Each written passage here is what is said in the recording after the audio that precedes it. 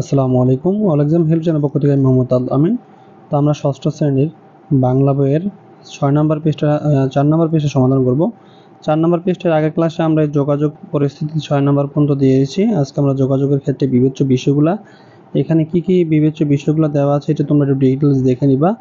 এখানে হচ্ছে বিভিন্ন পরিস্থিতি মর্যাদা বজায় রেখে যোগাযোগের ক্ষেত্রে যে সকল বিষয় বিবেচনা রাখা উচিত বলে তোমার মনে হয় সেগুলো নিচে লেখো। এই যে তোমাদের এখানে কয়েকটা বাক্য লেখা দিলে উত্তরটা হয়ে যাবে। তো আমরা ফার্স্টে উত্তরে চলে যাচ্ছি, তোমাদের ৪ নম্বর পৃষ্ঠা উত্তরে চলে যাচ্ছি, ষষ্ঠ শ্রেণীর বাংলা ৪ নম্বর পৃষ্ঠার উত্তরে। তো এটার উত্তরটা কিন্তু আমরা সুন্দর করে এখানে দিয়ে দিয়েছি, তোমরা দেখতে পারছো।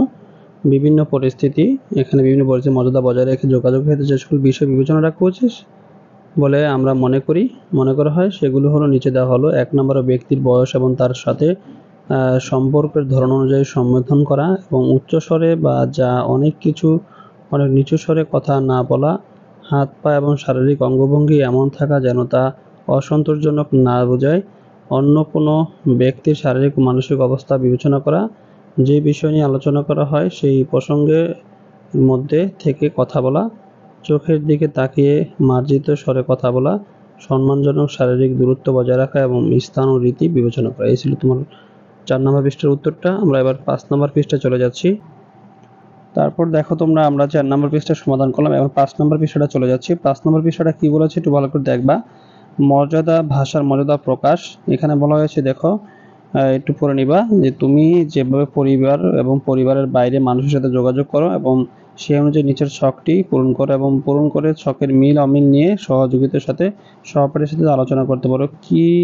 কি বলি এখানে দেওয়া আছে, কাদের বলি, তুমি এবং তোমার এবং তোমাকে, তোমরা, এগুলো আমরা কাকে বলি সেগুলো আমরা এই ছকের মধ্যে আমাদের লিখতে হবে, সুন্দর করে দেখতেই পারছো। তো এটা আমরা আজকে এখনই তোমাদের সমাধান দিয়ে দিচ্ছি। উত্তরে আমরা চলে যাই, চলো।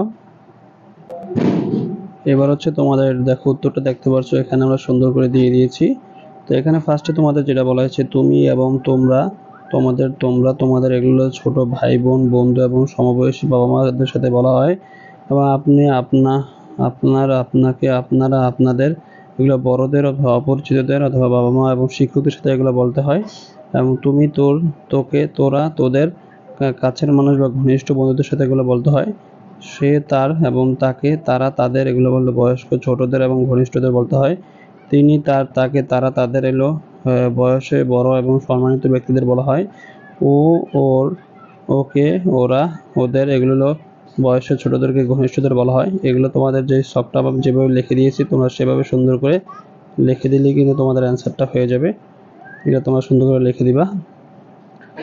তারপরে আমরা চলে যাচ্ছি পরবর্তী কোশ্চেন উত্তর। তারপরে হচ্ছে তোমাদের পরের যে প্রশ্ন উত্তরটা এখানে বলেছে নিচের বাক্যগুলো দেখো এবং বাক্যগুলোতে কোন কোন শব্দ পরিবর্তন হয়েছে তা চিহ্নিত করো।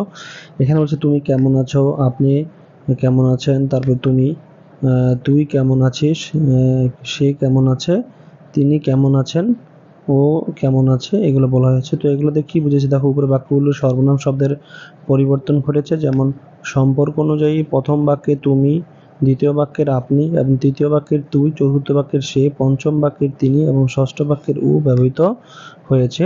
ফলে যোগাযোগের ক্ষেত্রে ভাষার মর্যাদার প্রকাশ ঘটেছে। এর মাধ্যমে এটুকু কথা লেখা দিলে অ্যান্সারটা হয়ে যাবে। এই ছিল তোমাদের ৫ নম্বর পৃষ্ঠার সমাধানটা। তো ভিডিওটা কেমন হয়েছে অবশ্যই কমেন্টস করে জানাবে। ভালো লেগে থাকলে লাইক কমেন্ট শেয়ার করতে ভুলবে না।